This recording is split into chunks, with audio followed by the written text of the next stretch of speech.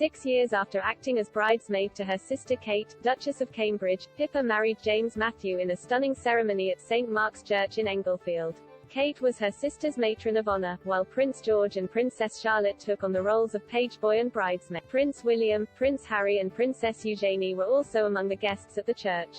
Following the ceremony, the 300 attendees made their way to Bucklebury Village Hall, where they parked their cars before being driven to the evening celebrations. Each guest had their own password to get in and had their photo ID checked before gaining entry to the Middletons' estate in Berkshire. Upon their arrival they were greeted by a 140-foot glass marquee which had been decorated in an enchanted forest theme. Guests played games and watched a light show before being invited to sit down to eat. However, due to a strict seating plan, couples were unable to sit together. In a bid to encourage mingling among her guests, Pippa had requested that no couples sit together, and, despite having traveled 3,000 miles across the pond, there was no exception for Meghan Markle, who had only begun dating Prince Harry a year before. It later emerged that the then actress, who would go on to become the Duchess of Sussex, almost didn't get an invite at all. Meghan was absent from the ceremony and only attended the evening reception after Harry drove from Berkshire to London to pick her up.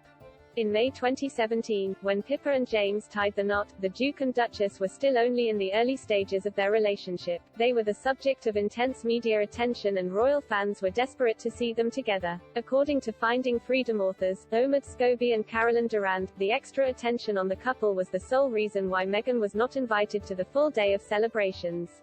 In their book, they claim that Pippa and her mother Carol Middleton were concerned that Meghan's presence may overshadow the main event.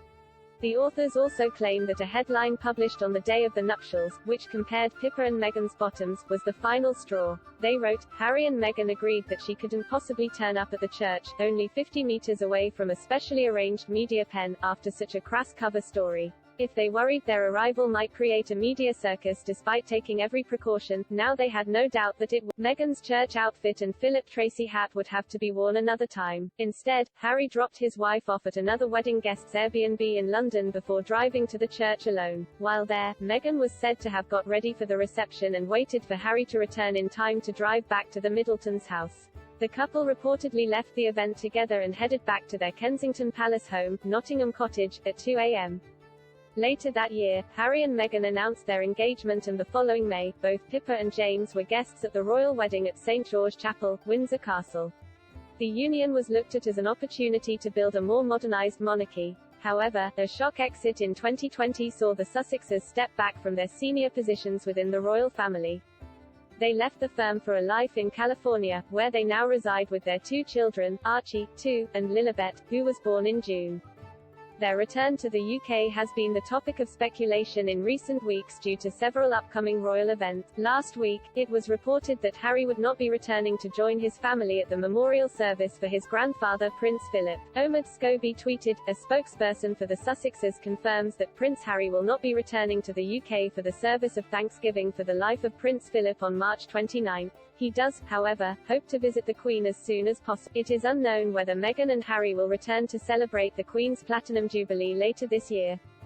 The Duke has claimed that he does not feel safe bringing his children to the UK after he was stripped of taxpayer-funded police protection. The Queen is yet to meet Meghan and Harry's youngest child, Lilibet, despite being reportedly desperate to see her.